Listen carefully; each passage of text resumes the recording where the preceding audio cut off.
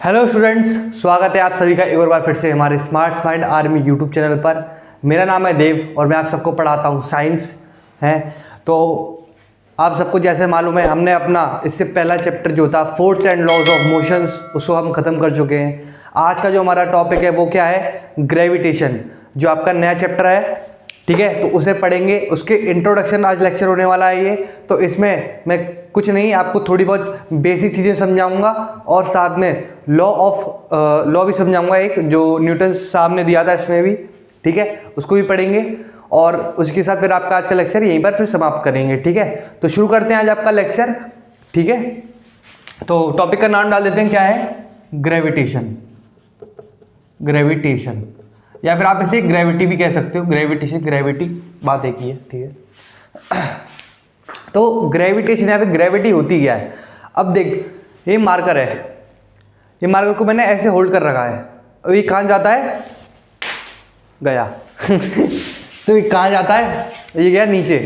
कोई भी चीज़ तूने खुद देखा होगा कि अगर कोई भी चीज़ ऊपर है तो हमेशा क्या आती है, नीचे आती है। जब तक उस पर क्या हो, हम उसको बांध के नहीं रखते। अगर तुम्हारे पंखे को मैं ऊपर ऐसे रखूँ, उसको बांधूँ ना, मतलब दीवार से सपोर्ट ना दूँ किसी भी चीज़ को, तो वो क्या होगी, नीचे आती है। तो कभी सोचा ही हमेशा चीज़ नीचे ही क्यों आती है। तो यही आइडिया आया था न्यूटन साहब को। उन्होंने क्या किया, वो पेड़ के नीचे एक दिन पढ़ रहे थे। उन्होंने बोला, पढ़ रहे होंगे कुछ अपना जो भी चल रहा था, मालूम नहीं भाई क्या, आपकी 16th सेंचुरी और 17th सेंचुरी के बीच की बात भाई, इतना पुराना टाइम। तो उन्होंने देखा कि वो जब पढ़ रहे थे तो एक एप्पल गिर के उनके सीधे सर पे गिरा। तो जैसे सर पे गिरा तो उन्होंने बोला, ये एप्पल हमेशा नीचे ही क्यों आया। मतलब ये ऐसा भी तो सकता था कि ये जैसे ही टूटा ये ऊपर उड़ गया है। सोच के ऐसा लगता है, बहुत अजीब लग रहा है ना सोच के। क्यों? क्योंकि आपने हमेशा देखा है, कोई भी चीज़ अगर गिरती है, पत्ता भी टूट रहा है पेड़ पे से, वो नीचे गिरता है। तो उस चीज़ पे जो भी फोर्स एक्ट करता है ना, जो उसको नीचे धकेल रहा है, उसी को हम क्या देते हैं नाम, ग्रेविटी। उसी फोर्स को हम क्या देते हैं नाम, ग्रेविटी। अब ग्रेविटी जो आपका बताया गया था, उसकी बेसिक डेफिनेशन जो दी गई है साइंटिस्ट द्वारा या फिर लोगों के द्वारा, वो यही है कि ये एक ऐसा फोर्स होता है जो दो ऑब्जेक्टों के बीच में लगता है। जैसे देखो, ये है एक, ये ऑब्जेक्ट है ए, ये ऑब्जेक्ट बी है, तो इन दोनों के बीच में क्या होगा, ग्रेविटेशन फोर्स लग रहा होगा। भले ही ये फोर्स आपको दिखता नहीं है और इसको आपको महसूस करने में भी प्रॉब्लम होती होगी। मतलब प्रॉब्लम क्या, मतलब आपको जनरली दिखता भी नहीं होगा और महसूस भी नहीं होता होगा, क्योंकि ये एक क्या है, वीक फोर्स होता है। वीक फोर्स, इसके बारे में आप आगे वाली क्लासों में जानोगे, पर मैं बता देता हूँ आपको बेसिक थोड़ा सा। वीक फोर्स होते हैं ये जनरली जिनकी स्ट्रेंथ बहुत कम होती है। जैसे आपने कुछ सुना होगा कि न्यूक्लियर फोर्स जो होते हैं आपके, जो एटम्स के बीच होते हैं, उनमें कुछ अलग टाइप की पावर होती है। एटॉमिक बॉम्ब ऐसी चीज़ें बनती हैं, तो उनके बीच में जो फोर्स होते हैं वो अलग टाइप के होते हैं। पर वही मैं बात करूं, ग्रेविटेशन वो किसके लिए होता है, एक ए ऑब्जेक्ट है, एक बी ऑब्जेक्ट है, तो उन दोनों के बीच में क्या लगता है, हमेशा ग्रेविटेशन या फिर ग्रेविटी का फोर्स लगता है। ओके, बहुत बढ़िया, ग्रेविटेशन फोर्स लगता है दो ऑब्जेक्ट के बीच में, समझ गए होगे। तो डेफिनेशन अपनी कंटिन्यू रखते हैं। क्या बोल रहा था, ऐसा कोई भी फोर्स जो दो ऑब्जेक्टों के बीच में लगता है, उसको हम क्या कह देते हैं, आपका ग्रेविटेशन। ठीक है, अब देखो, वो दो फोर्स दो आपके जो ऑब्जेक्ट होते हैं ना, सॉरी फोर्स बोल दिया, माफी चाहता हूँ, फिर से बताता हूँ आपको। जो दो आपके ऑब्जेक्ट होते हैं ना, अगर जैसे दो ऑब्जेक्ट है, तो ये क्या होने चाहिए, लार्ज ऑब्जेक्ट होने चाहिए, या फिर एक तरीके से मैं कहूँ थोड़े से बड़े होने चाहिए। अगर मैं एटॉमिक लेवल पे चले जाता हूँ, बात मेरी अगर एटम्स पे आ जाती है, जैसे मैं बोलूँ ये एटम हो गया, इलेक्ट्रॉन हो गया इसमें, ठीक है, इलेक्ट्रॉन घूम रहा है और प्रोटॉन, तो इन दोनों के बीच में ग्रेविटेशन इन दोनों के बीच की बात नहीं है। अगर कोई बात हो हमारी, जैसे अर्थ है और सन है, इन दोनों के बीच की कोई बात हो रही है, हाँ, तो इसमें ग्रेविटेशन हो क्या है, हाँ, इसमें ग्रेविटेशन फोर्स हाँ हो सकता है। इसमें क्या, नो, इन दोनों के बीच में ना, यानी सब एटॉमिक पार्टिकल या फिर स्मॉल पार्टिकल के बीच में आपका ग्रेविटेशन फोर्स नहीं लगता है। वो किसके बीच में लगता है, large bodies, generally large bodies. Okay, तो क्या करें अब बताओ, डेफिनेशन लिखवा दूं क्या आपको, कॉपी खोल लो भाई, हैं, ठीक है, चलो आपको डेफिनेशन लिखवा देते हैं, क्या होता है gravitation force.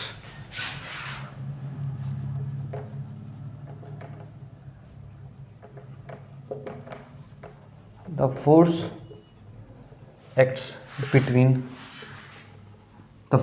between two bodies two bodies generally large, उनको हम क्या कहेंगे, आपका इज नोन एज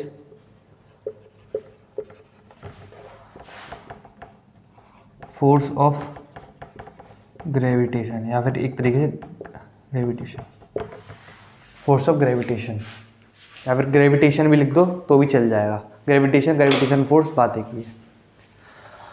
तो देखो ये होगी आपकी डेफिनेशन। अब क्या होता है, आपकी बुक में कुछ कुछ चीज़ें देख रखी हैं, उनको भी समझ लेते हैं क्या बात कह रहा है।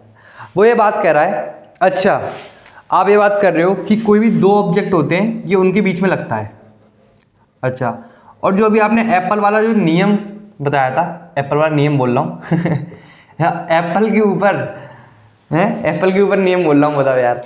जो न्यूटन के ऊपर आपका एप्पल गिरा था, हैं, न्यूटन के जो ऊपर आपका एप्पल गिरा था, उसको क्या, वो नीचे ही गिरा, ठीक है, बहुत बढ़िया, आपने सही बात बताई, ठीक है, नीचे गिरा।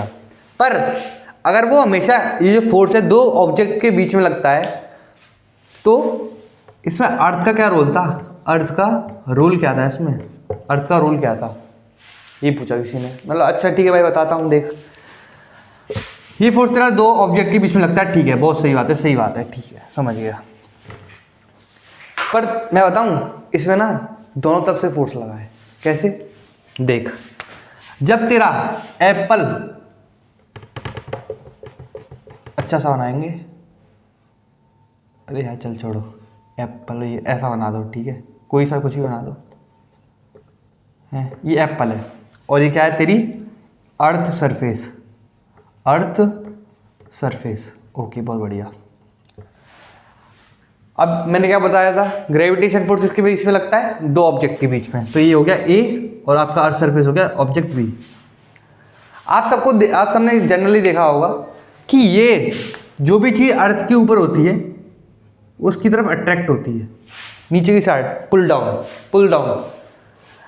एप्पल गिरा, सेब गिरा, कुछ भी गिरा, बारिश भी हुई, डाउन साइड। अच्छा, तो कोई ये बोल रहा है क्या ये ऊपर नहीं जाती, क्या ये ऊपर नहीं जाती?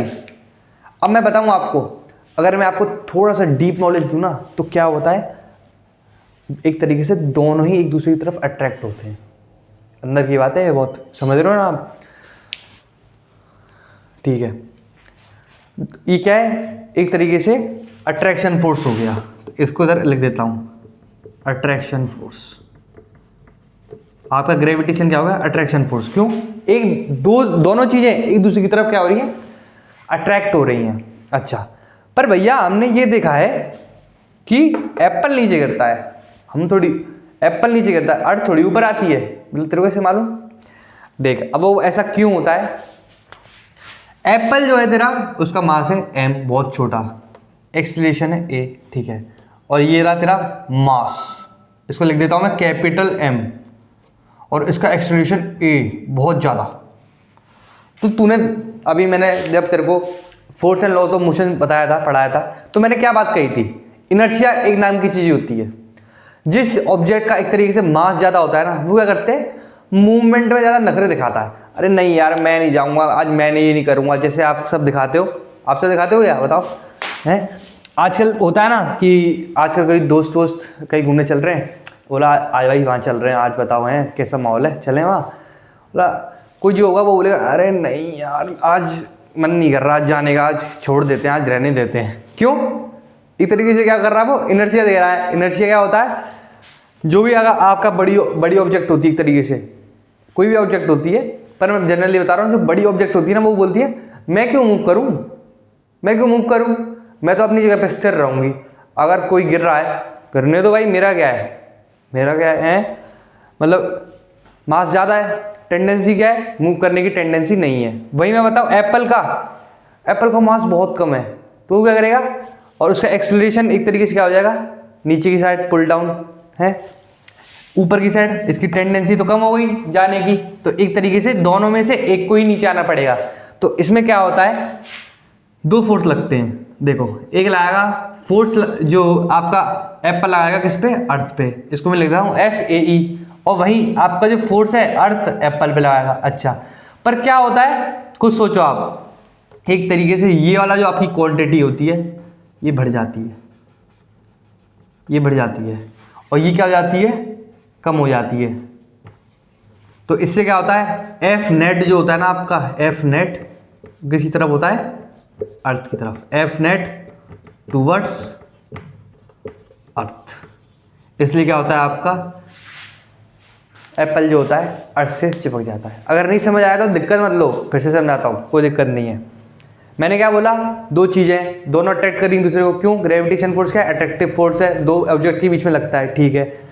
पर वहीं मैं बता रहा हूँ अर्थ जो है वो क्या है, इनर्शिया की वजह से मूव नहीं करना चाहती। वो बोल रही है मेरा तो इनर्शिया बहुत ज़्यादा है, मैं कहीं नहीं मूव करूँगी। तो दोनों में से एक ना एक को तो झुकना पड़ेगा। वहीं क्या होता है, एप्पल होता है उसका एक तरीके से क्या होता है, एक्सलेशन, एक तरीके से क्या होता है, उसकी साइड जो फोर्स लगता है अर्थ उसे नीचे खींचती है वो ज़्यादा होता है कंपेरेटिवली किसके, जो एप्पल, जो क्या होता है एप्पल लगा रहा है किस पे, अर्थ पर, उसके मुताबिक।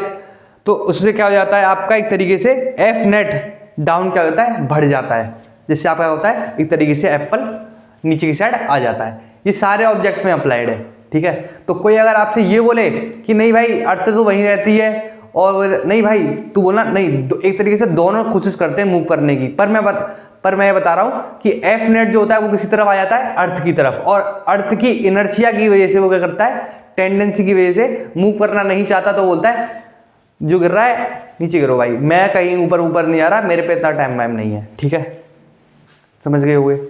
अब क्या करते हैं बात आपकी, अब आपकी बात करते हैं हम, हाँ आपकी बुक में बहुत एक अच्छा सा कॉन्सेप्ट दे रखा है, उसको मैं समझाता हूँ अब आपको। तो इसको मैं मिटा दूँ क्या भाई, मिटा दूँ, समझ में आ गया होगा, लिख भी लिया होगा कॉपी में। अगर नहीं लिख रहे हो ना कॉपी में भाई कुछ तो लिख लो भाई, कुछ तो लिख लो।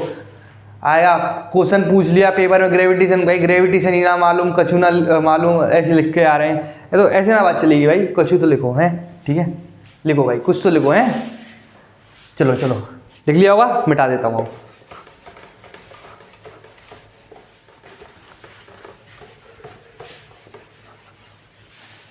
अच्छे से आपको दिख रहा होगा, आशा करता हूँ, आशा का दिख ही रहा होगा ठीक है।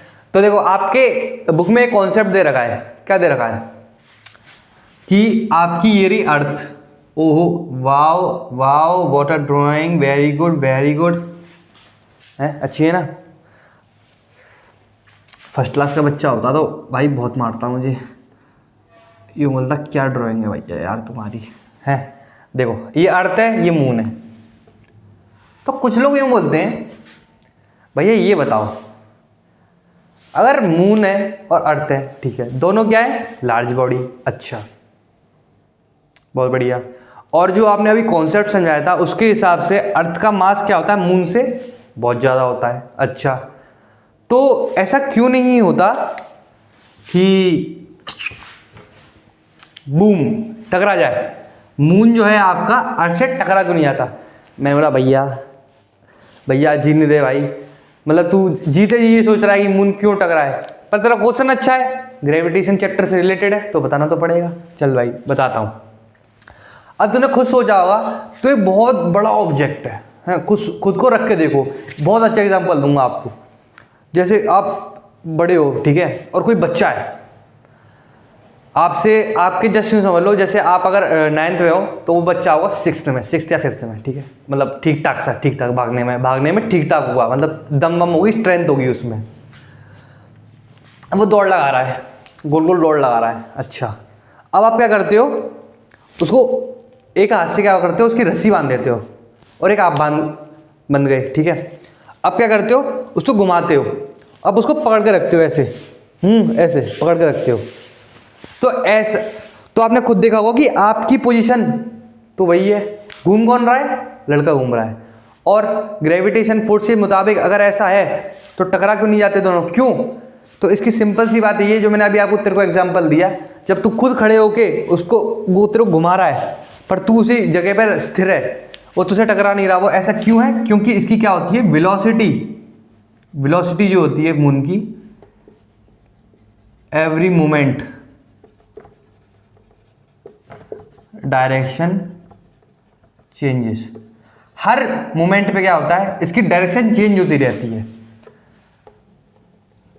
जो इसका चक्कर लगाना होता है ना, मैं बताऊँ आपको, वो हमारे लिए क्या है, प्लस पॉइंट है। प्लस पॉइंट इसलिए है क्योंकि अगर ये घूमेगा नहीं ना तो वही वाली बात हो जाएगी। जब ये घूमता है तो क्या करता है, ये वेलोसिटी से घूम रहा है, इसकी हर मोमेंट पर एक तरीके से क्या होती है, डायरेक्शन चेंज होती रहती है। जो मैंने आपको एग्जांपल समझाया था यूनिफॉर्म, आपका जो मोशन वाला चैप्टर था उसमें ऐसे घुमाते हैं, तो इसमें भी सेम वही कॉन्सेप्ट अप्लाई होता है। जब इसकी वेलोसिटी हर मोमेंट पर चेंज होती रहती है तो क्या होता है, हर मोमेंट पर चेंज हो रही है, अर्थ बोलता है मैं तुझे पकड़ लूंगा, मैं तुझे पकड़ लूंगा, मैं तुझे पकड़ लूंगा, पर मून क्या कर रहा है, नहीं पकड़ ही नहीं पाओगे, मैं तो घूम रहा हूँ। तो क्या होता है, दोनों के बीच में एक तरीके से म्यूचुअल ग्रेविटेशन लग जाता है। म्यूचुअल ग्रेविटेशन क्या हो रहा है, एकदम एक तरफ से। म्यूचुअल का मतलब होता है कि मून भी उस पर फोर्स लगाता है और अर्थ भी फोर्स लगाता है, और कंपेरेटिवली अर्थ ज्यादा लगाता है जबकि, पर क्या होता है, उसकी वेलोसिटी की वजह से हर मोमेंट पर वो घूमता रहता है, वो स्थिर नहीं रहता। इसकी वजह से क्या होता है, अर्थ उसे खींच नहीं पाता। इसलिए क्या होता है, आपका मून कभी अर्थ से जाके टकरा नहीं पाता। अगर मैं आपको बताऊं मून की स्पीड थोड़ी सी धीरे होती ना, या फिर मून की स्पीड थोड़ी सी ज़्यादा तेज होती, तो पता क्या होता, अगर मून की स्पीड बहुत कम है तो आप पता क्या होता, अर्थ बोलता आजा बेटा आजा। धीरे घूम रहा है तो यानी फोर्स ज़्यादा लगाने के, उस पर क्या है, फोर्स ज़्यादा लगाएगा, वेलोसिटी क्या होगी इसकी, धीरे हो गई। तो पता क्या होगा, जैसे मून घूम रहा है तो ये जैसे यूँ समझ लो ये मून इधर था, तो पता क्या होगा, अर्थ बोलेगा आजा बेटा, इसको ये कर करके बूम अंदर अर्थ से टकरा जाएगा, अगर वेलोसिटी थोड़ी सी कम होती तो, ठीक है। और अगर वहीं वेलोसिटी बहुत ज़्यादा होती मून की तो पता क्या होता, अर्थ बोलता भाई मैं तेरे पे फोर्स लगाऊं कैसे, तू तो टिक ही नहीं रहा है। जब तुम एक जगह पे बैठोगे, एक जगह पे कहीं रुकोगे, तभी तो कोई इंसान तुम पे कुछ कर पाएगा। अगर तुम किसी के हाथों पकड़े ही नहीं जाओगे तो क्या कौन कुछ क्या उखाड़ लेगा तुम्हारा। वहीं क्या होगा, अगर सोचो मून मेरा फिर से इधर था और थोड़ी सी और वेलोसिटी होती, पता क्या होता, ले बाहर, अर्थ के ग्रेविटेशन फोर्स के जो फील्ड था एक तरीके से उसके बाहर, सीधा बाहर, ठीक है। अच्छा, तो बच्चे समझ गए कि इसमें वेलोसिटी का रोल है। इसकी वजह से क्या हो रहा है, अर्थ और मून में क्या हो रहा है, टक्कर नहीं हो रही है। अच्छा भैया समझ गए, बहुत बढ़िया बात थी, आपकी हर बात हमें समझ में आ गई है। और समझ में आ गई तो भाई कमेंट करो ना भाई, कमेंट में लिखो अगर समझ में आ गई है। तो ये बात हो गई इतनी सी। अब क्या बात करें आपकी, बताओ, लॉ पे चलें आपके हैं? हाँ इतना तो समझ में आ ही गया होगा, ठीक है। तो लॉ पे चलते हैं, फिर आपके काम करते हैं, ठीक है। आज आपकी बुक लाना भूल गए हैं, सॉरी भाई, और नोट्स भी, कोई दिक्कत नहीं है, मोबाइल में ही बुक है आपकी, मेरे पास हर मोमेंट पर तैयार रखते हैं हम हर चीज़, ठीक है। तो उसी से देख के आपका क्या लिखवाऊंगा मैं, आपका लॉ लिखवाऊंगा, ठीक है। तो ये जो लॉ है ना, अब मैं आपको बताता हूँ लॉ की, आपको सबको डेफिनेशन तो मैंने बताई दी थी। लॉ जानते हो आप, यानी अगर आप उसको देखोगे, नेचर में देखोगे, कोई भी चीज़ हो रही है और वो हर मोमेंट पर अपने आप को ओबे कर रही है या फिर ट्रू प्रूफ कर रही है किसी भी तरीके से, न्यूमेरिकल वैल्यू से या फिर एक्सपेरिमेंटली, तो क्या हो गई, एक तरीके से वो हो गया आपका लॉ।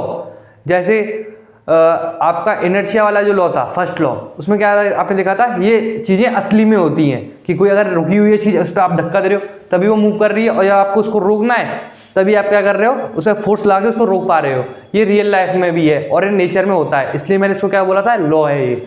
ऐसे ही क्या होता है, ग्रेविटेशन का भी कुछ लॉ होते हैं जो हमें क्या होता है, यूनिवर्स में डिफाइन किए हुए हैं। अब किसने डिफाइन किए ये, only the great Newton sir, okay. तो लिखते हैं आप उसको,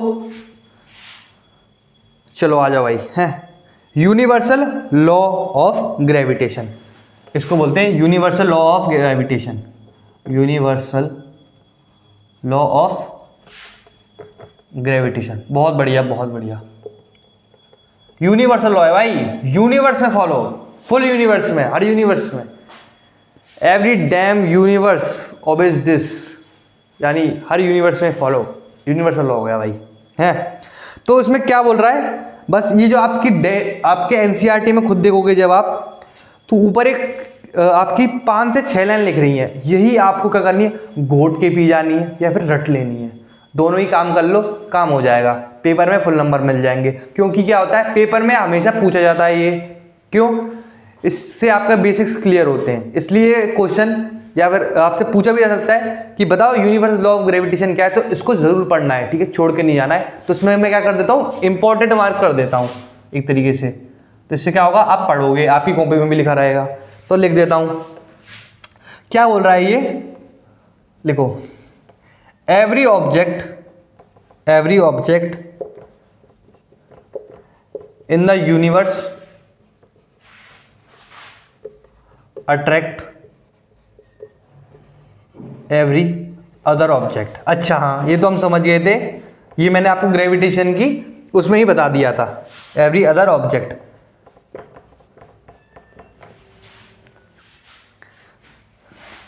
विद ए फोर्स, और उस फोर्स को हम क्या नाम देते हैं, ग्रेविटेशन। अच्छा, अब यहां तक तो आपकी ये वही डेफिनेशन हो गई एक तरीके से जो मैंने आपको लिखाई थी, बस थोड़ा 19-20 का फर्क है, कुछ नहीं है।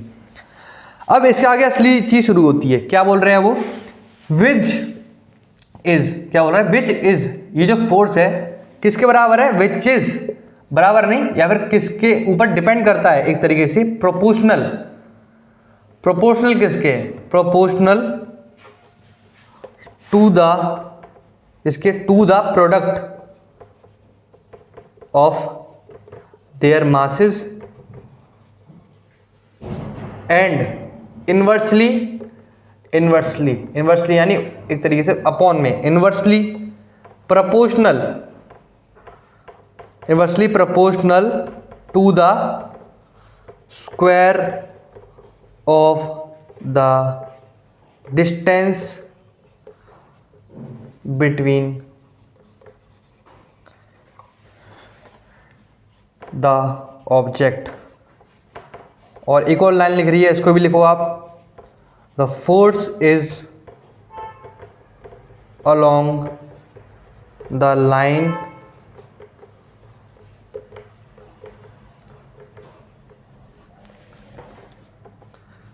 The centre of two object. मैंने आपको अभी एक चीज़ नहीं बताई थी पिछले वाले कॉन्सेप्ट से, अब मैं आपको इसके बाद समझाऊंगा, ठीक है। तो क्या लिख रहा है, पहले उसको समझते हैं, बहुत आसान है, ज़्यादा दिक्कत मत लो, ठीक है, सब समझ में आऊँगा और डायग्राम से और समझाऊंगा, ठीक है। क्या बोल रहा है, every object in universe attract every other object with a force, ठीक है। उस फोर्स को हम क्या दे देते हैं, ग्रेविटेशन नाम दे देते हैं, बहुत बढ़िया।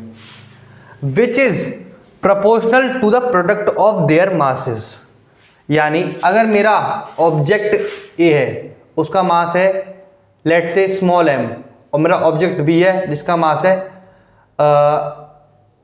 कैपिटल M, तो मैं उसे क्या लिख सकता हूं, ये फोर्स किसके प्रोपोर्शनल होगा, capital M into small m, यानी क्या है, प्रोडक्ट ऑफ देयर मासेस। अच्छा, बहुत बढ़िया, ये तो होगी आपकी पहली चीज। इसको मैं लिख दूं उधर से, इक्वेशन वन दिखाई तो दे रहा होगा, कोई दिक्कत नहीं है, आप पेज के नीचे लिखना, ठीक है, ऐसे घुसर पेज करके मत लिखना, ठीक है। तो ये तो होगी आपकी पहली लाइन जो बोल रहा है, and inversely proportional to the square of the distance between the object. अच्छा, इसका क्या मतलब है भैया, इसका मतलब ये है, अगर मेरे दो ऑब्जेक्ट थे, जैसे मैं बताऊं तेरे को, ये दो ऑब्जेक्ट हैं, इनके बीच में लेट से सपोज कर कि 60 सेंटीमीटर का डिस्टेंस है, 60 सेंटीमीटर का डिस्टेंस है, और उसको मैं क्या कर लेता हूँ, एक्स लेट कर लेता हूँ, एक्स लेट कर लिया, तो वो जो दो ऑब्जेक्ट थे मैंने ए और बी ले लिए, यही ए और बी, ठीक है, मार्कर।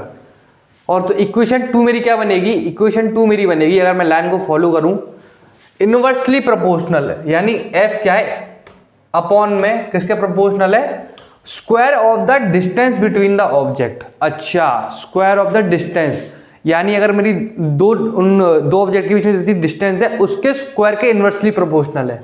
उसको मैं क्या लिख देता हूं, एक तरीके से आर स्क्वायर लिख देता हूं, चलो आर स्क्वायर, क्योंकि आपकी क्या डेरिवेशन में आसानी रहेगी, आर स्क्वायर। तो मेरी इनके बीच में क्या डिस्टेंस हो गई, एक तरीके से आर हो गई।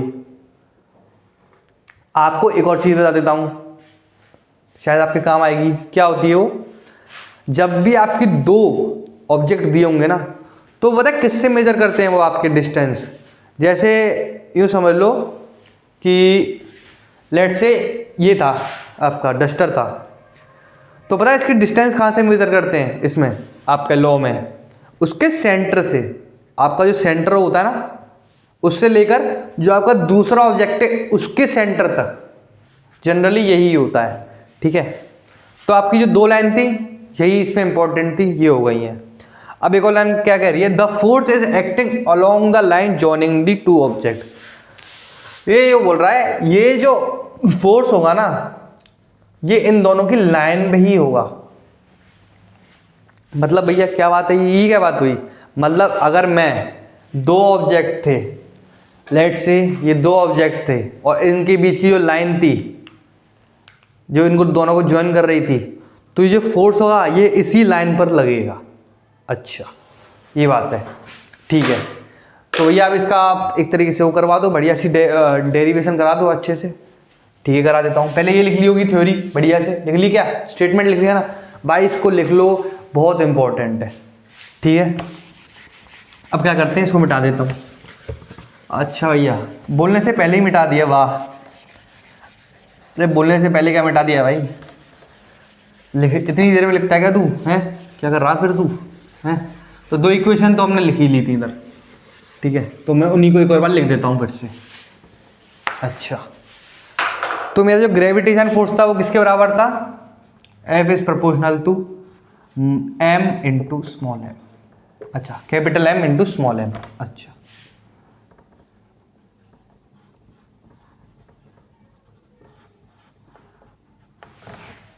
और एक और चीज़ क्या थी, inversely proportional to distance between them r²। और मैं अच्छे से बना देता हूँ, ये आपका ऑब्जेक्ट A, इसका मास क्या है m, और ये आपका ऑब्जेक्ट B जिसका मास क्या है के स्मॉल m। और ये होगी लाइन जो इन्हें जोड़ रही है, और ये हो गया एक तरीके से इनका डिस्टेंस जिन दोनों के बीच में है, ठीक है। इसको मैं लिख देता हूँ r। अच्छा ये होगी आपकी बात। और फोर्स इस पर एक्ट करेगा, ये आपका मैं लिख देता हूँ, force act upon this line. बहुत सही, बहुत बढ़िया। तो ये मेरी 2 इक्वेशन आ गई। अब मैं क्या करता हूँ, इन 2 इक्वेशन को कंबाइन कर देता हूँ, जिससे क्या हो, मेरी एक फाइनल इक्वेशन आ जाए, जिससे मेरे को कैलकुलेशन करने में आसानी हो। तो वो क्या आ जाएगी मेरी, F is equal to G m dot small m divided by r²। ये हो गई आपकी फाइनल डेफिनेशन।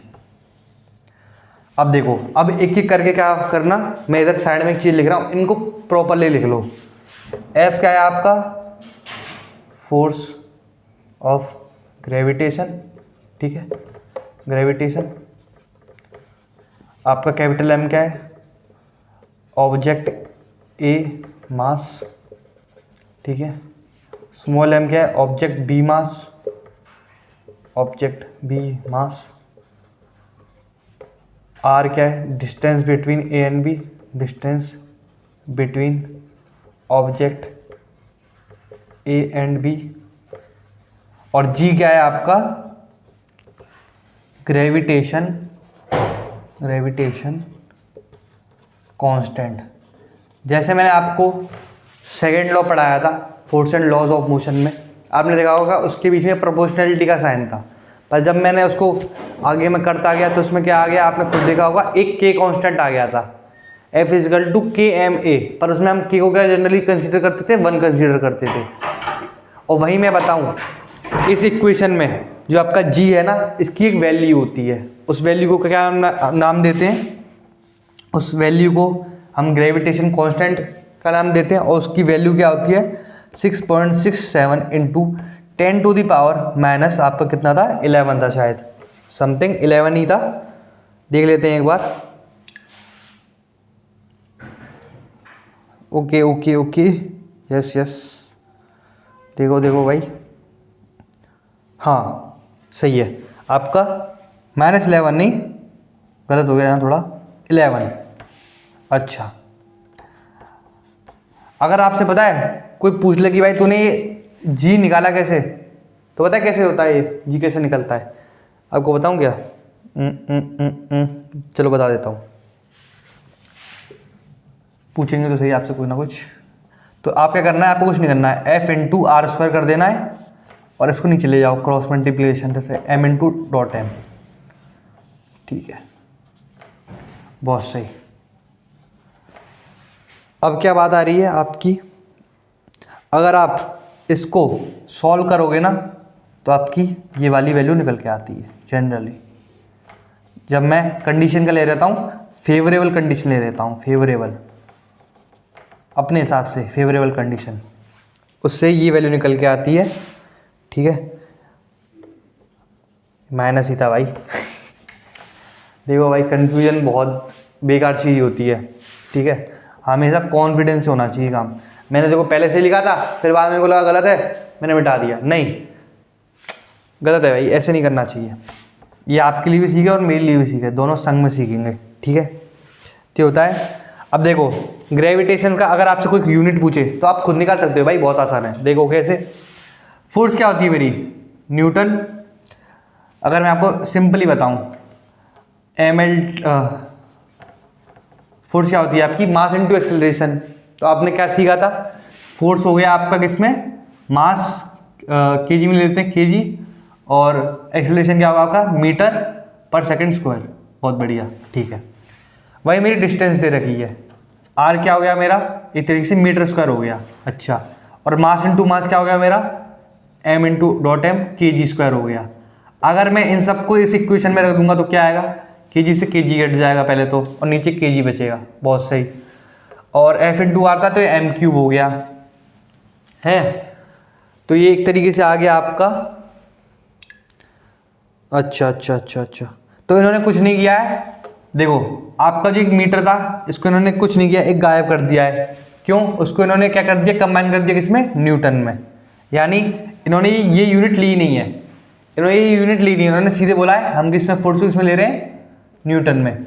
तो ये क्या आ गई आपकी, force into metre square, force into metre square, और नीचे क्या हो गया, केजी स्क्वायर। तो ये हो गया न्यूटन मीटर, और क्या हो गया, अपॉन केजी स्क्वायर। या फिर आप इसको एक और तरीके से ले सकते हो, न्यूटन मीटर केजी, उसके ऊपर -2 की पावर। ठीक है, ये होगी आपकी किसकी,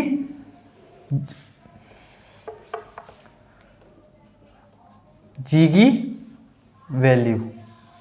इसको याद कर लेना भाई, इसके बिना क्वेश्चन ना हिलेगा भाई, पहले बता दे रहा हूँ। क्वेश्चन जो भी होगा ना, इसके बिना कुछ होगा ही नहीं। ठीक है, तो अब क्या कर रहे हैं, एक क्वेश्चन कर लेते हैं। आपका एग्जांपल 10.1 दे रखा है, हैं, कर लें क्या, चलो कर लेते हैं।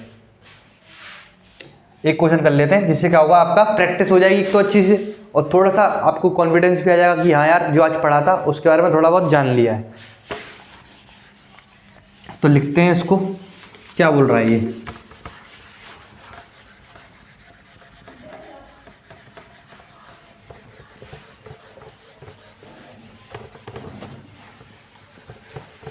पीछे से डिमांड आई है, क्या बोल रहे हैं, क्या बोल रहे हैं भाई, अच्छा ठीक है। तो पीछे से डिमांड आई है भाई, ब्लैक मार्कर यूज़ किया जाए, ब्लैक मार्कर में इंक भर दी गई है। चलो ठीक है भाई, लिखते हैं एग्जाम्पल 10.1। क्या कह रहा है, the mass of the earth is 6 × 10⁻24 kg। अच्छा, मास ऑफ अर्थ यानी एम ई ले लूँ क्या, एम ई ले लेता हूँ। इसको क्या बोल रहा हूँ, 6 × 10⁻24 kg। बहुत बढ़िया। और मून का क्या है, एम ऑफ स्मॉल एम, ये हो गया आपका 7.4 × 10⁻22 kg। अच्छा, और distance between the earth and moon, यानी आर मेरा क्या दे रखा है इन्होंने, 3.8410 का थोड़ी सी कैलकुलेशन एरर है, सही करता हूँ मैं। ठीक है, इन्होंने गलत लिख रखा है इसमें, इसको सही कर देता हूँ मैं। 3.85 × 10⁵ किलोमीटर, बहुत ज़्यादा डिस्टेंस है यार ये तो। Calculate the force exerted by earth on moon. इसमें कुछ नहीं है, सिंपल सी यही पूछ रहे हैं कि ये बताओ ग्रेविटेशन फोर्स कितना है, या फिर अर्थ ने मून पे क्यों लगाया। अब पता है इसमें क्वेश्चन में पहले से कौन दे रखा है, अर्थ ने मून पे कितना लगाया, क्यों, मास किसका ज़्यादा है, अर्थ का, तो कौन लगा रहा है, मेजरली किसका रोल है, अर्थ खींचने की कोशिश कर रहा है मून को। तो ठीक है, इतना आपको समझ में आ गया। तो लिख देते हैं F into 6 into 6.7 into 10⁻11 into, आप क्या कर देते हैं 10 इंटू 10⁻24 इंटू, आपका वही फॉर्मूला यूज़ किया मैंने जो अभी आपको लिखवाया था, एक बार खुद से ट्राई कर लीजिए, अच्छे से आएगा आपको। और मैं क्या करता हूँ, किलोमीटर को किस में कर देता हूँ, मैं मीटर में कर देता हूँ। ऐसा मैं क्यों कर रहा हूँ, क्योंकि कैलकुलेशन क्या हो आपकी स्टैंडर्ड यूनिट्स में हो जाए। तो 10⁵ और 1 किलोमीटर में मेरे कितने मीटर होते हैं, 1000, तो ये हो गया 10⁸ मीटर। तो मैं लिख देता हूँ इसको 3.84 इंटू 10⁸, इसको मैं क्या करता हूँ, स्क्वायर कर देता हूँ। बहुत बढ़िया। तो ये क्या हो गया आपका, तो एक काम कीजिए, पहले तो पावरों को देखिए, पावर को देखा करो, और सारी न्यूमेरिकल जो आपकी वैल्यूज़ होती है ना उनको अलग लो, और 10 की पावर जितनी भी होती है उनको अलग लो, कैलकुलेशन थोड़ी ईजी हो जाती है। 6 इंटू 7.4 हो गया, ये मैंने अलग लिख ली, और 3.84 का स्क्वायर हो गया, 3.84 का स्क्वायर हो गया, ठीक है। वहीं मैं 10 की पावर देखूँ, 24 था, 22 था, ऐड हो गए, आपको सुशील सर ने पढ़ाया होगा, सुशील भैया ने आपके, तो क्या हो गया वो 6 और 2 to 4 46 हो गया, ठीक है। और नीचे क्या हो गया, इंटू 10⁻16। अच्छा, तो मैं क्या करता हूँ, अब मैं काम करता हूँ, इसको इससे कर देता हूँ, तो 46 - 16 कितना हो गया आपका, एक तरीके से क्या हो गया बताओ, ये हो गया आपका 30 हो गया, 30 हो गया, तो ये हो गया 10⁻30। अच्छा, अब मेरे को ये कैलकुलेशन करनी है। अब ये कैलकुलेशन देखो यार, तुम कर लो खुद, या तो खुद कर लो, या फिर अपने पास तो कैलकुलेटर है ही, कैलकुलेटर से कर देते हैं, कोई दिक्कत नहीं है। या फिर मैं आपको एक चीज़ बताऊं, अगर आपको कैलकुलेटर मतलब कैलकुलेशन ज़्यादा हार्ड लगती है ना, तो पता क्या किया करो, एक डेसिमल हटा दिया करो, थोड़ी और इजी हो जाएगा करेगी।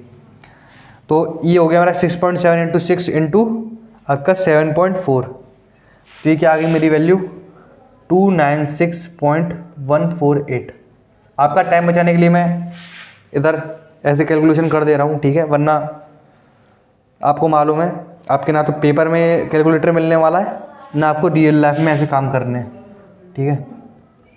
7456 इंटू 10⁻30, तो अगर मैं ऐसे करूँ तो ये हो गया 296.148 डिवाइडेड बाय 14.74 और क्या है 56, तो हो गया मेरा फाइनल आंसर क्या आ गया 2.083 इंटू 10⁻30, और ये क्या हो गया आपका फोर्स था, तो ये आ गया न्यूटन।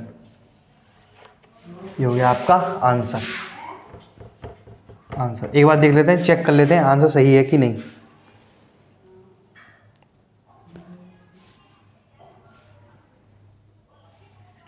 देखते हैं कुछ गलती हुई है।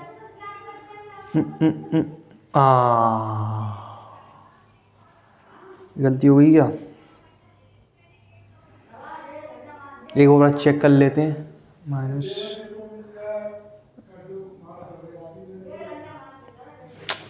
देखो, मैंने फिर से गलती कर दी, ऐसी गलतियां नहीं करनी है। -11 कहाँ गया, -11 खा गया मैं, -11 खा ही गया, तो ये हो गया 20 आपका 19।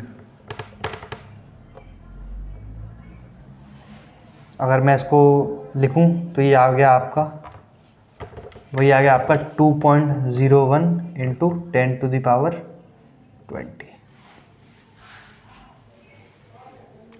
कुछ नहीं किया है, 10 से मल्टीप्लाई कर दो, 10 से डिवाइड कर दो, ठीक है।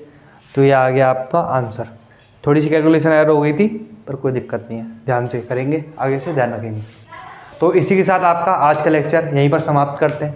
आशा करता हूँ आप सभी को आज का लेक्चर बहुत अच्छा से समझ में आया होगा, हैं, अच्छी समझ आया होगा। अच्छी समझ आया तो लाइक कीजिए, अपने दोस्तों को शेयर कीजिए, उनको अगर इस कॉन्सेप्ट में दिक्कत आ रही है मेरी वीडियो भेजिए, या फिर क्या कर सकते हो आप, कोई दिक्कत नहीं है, अभी नहीं आ रही है, बार बार पढ़ो, कोशिश करो, मेरी नहीं आ रही है कहीं और से देखो, पर मेहनत नहीं रुकनी चाहिए, मेहनत कभी नहीं रुकनी चाहिए, ठीक है। और आप सभी को मालूम है practice sheet time to time upload हो रही है। टिश्यू चैप्टर की जल्दी ही आपकी प्रैक्टिस शीट अपलोड हो जाएगी, मोशन की भी हो जाएगी, बस आपकी force and laws of motion की थोड़ा यहाँ पे टाइम लगेगा, ठीक है। उसमें इस वीक तक आपकी हो जाएंगी 2 चैप्टर की आराम से अपलोड हो जाएंगी। और मैथ की रही बात, तो मैथ में अभी थोड़ा धीरे चल रहा है, डाउन ट्रैक, क्योंकि सुधीर सर की थोड़ी तबीयत खराब हो गई थी, तो वो बना एक तरीके से क्वेश्चन नहीं भेज पाए हैं, तो बना के तो मैं आपको भेजूँगा, तो कोई दिक्कत नहीं है, वो भी जल्दी ही हो जाएगा। तो अब क्या करते हैं, आप क्या करो, आपके पेपर आने वाले हैं और सिलेबस थोड़ा धीरे चल रहा है अभी, है फास्ट। तो आपका क्या करूँगा मैं, अब जल्दी से क्या करूँगा, 2 लेक्चर अपलोड करने की सोच रहा हूँ मैं वीक में, तो कोशिश करेंगे 2 लेक्चर हो जाएँ, तो मतलब आपके पर डे 2 लेक्चर हो जाएंगे, तो 14 वीडियोस हो जाएंगे। अगर आप मैं वीक बात करूँ तो जल्दी खत्म हो जाएगा सिलेबस आपका। तो ठीक है, तो मिलते हैं फिर आपसे अगले लेक्चर में, तब तक के लिए आपको सी यू, टाटा, गुड बाय, और सभी को राधे राधे।